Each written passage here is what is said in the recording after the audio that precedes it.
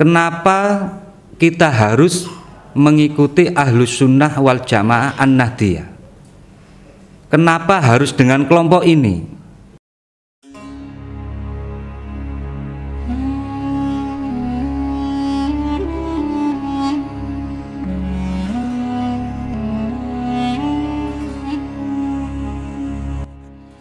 Assalamualaikum warahmatullahi wabarakatuh.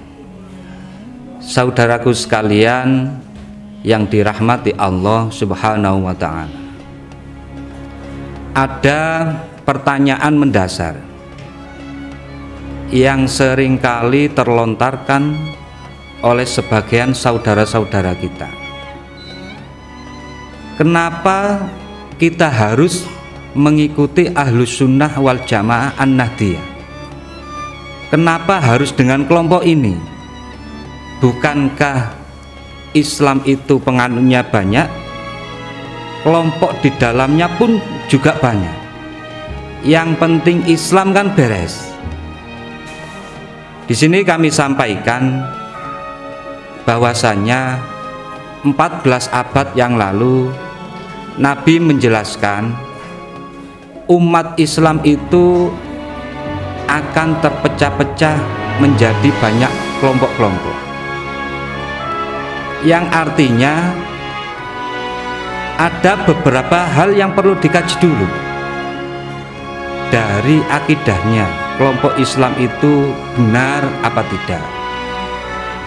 Dari syariatnya atau landasan fikihnya, kelompok Islam itu benar apa tidak?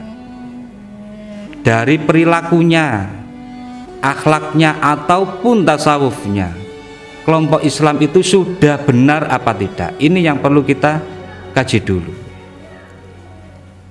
Dalam konteks kita sebagai orang Indonesia, Ahlus Sunnah wal Jamaah ini diwakili oleh Nahdlatul Ulama. Pendiri daripada Nahdlatul Ulama ialah seorang ulama besar, ulama yang dikenal beliau menghafalkan ratusan ribu hadis. Bahkan beliau mendapatkan gelar Hadratus Syekh, saking alimnya dalam mempelajari ilmu-ilmu hadis, yakni beliau adalah Hadratus Syekh Hasyim Asy'ari. Pada tahun 1926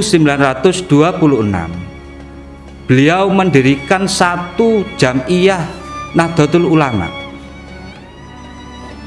Apa tujuan dari Jam'iyah ini? Semata-mata tujuannya adalah mempertahankan dan mengembangkan serta menjaga kelestarian daripada Ahlus Sunnah wal Jamaah.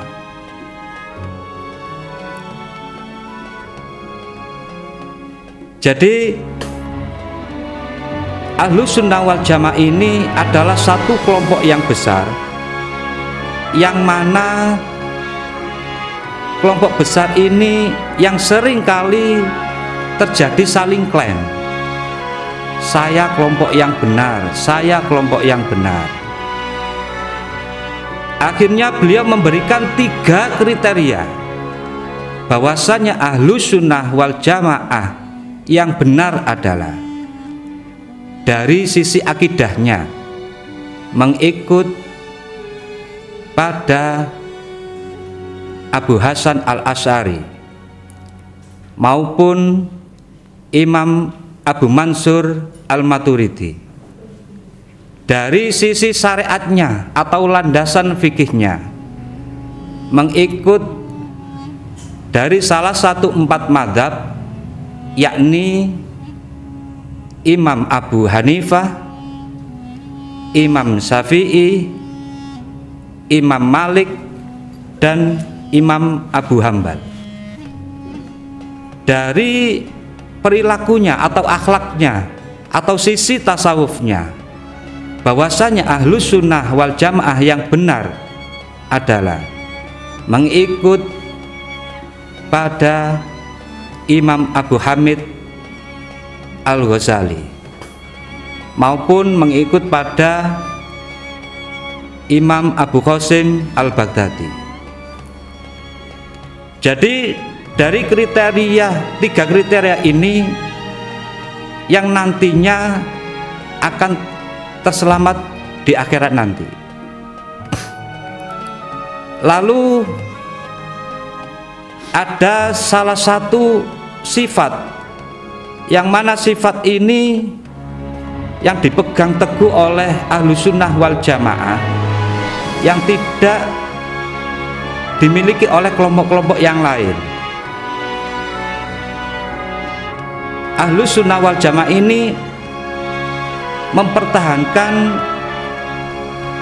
ilmu-ilmu agama atau mempertahankan otentik nilai-nilai agama, yang mana Ahlussunnah wal Jamaah ini berpegang teguh pada yang namanya isnad atau yang disebut dengan sanad. Al-isnadu minaddin, sanad bagian daripada agama. Jadi kalau kita bicara tentang agama, itu harus mempunyai landasan-landasan yang jelas. Dirasa atau seandainya kita bicara tentang agama tanpa isnad atau sanad, orang semuanya bisa ngomong semaunya atau bisa dikatakan sembarangan. Jadi di sini Ahlussunnah wal Jamaah ini mempunyai sumber yang jelas dan jernih, tidak sembarangan bicara tentang agama.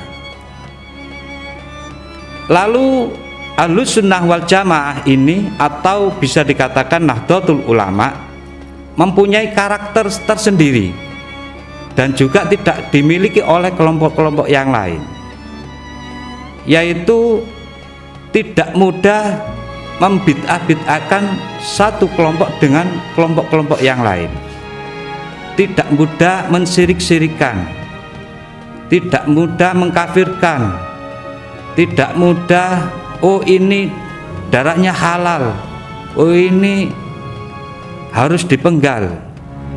Ahlussunnah wal Jamaah ini mempunyai karakter tersebut, tidak mudah membid'ahkan ataupun tidak mudah mensirikkan satu kelompok dengan kelompok yang lain. Jadi di sini kami sebagai bagian dari Nahdlatul Ulama sangat bangga, khususnya pada pribadi saya. Ibu saya orang Nahdlatul Ulama, bapak saya juga NU, mbah saya juga NU, buyut-buyut saya pun juga NU, dan bahkan nantinya anak cucu saya akan doktrin dan saya jelaskan atau saya tanamkan atau berfaham Ahlussunnah wal Jamaah An-Nahdliyah. Kenapa demikian? Ini tujuannya agar selamat di dunia akhirat. Kalau kita tidak merujuk atau mengikuti atau tidak ikut para ulama atau guru-guru kita, mau ikut siapa lagi? Itu saya kira cukup sekelumit dari saya. Mungkin kurang lebihnya mohon maaf yang sebesar-besarnya. Assalamualaikum warahmatullahi wabarakatuh.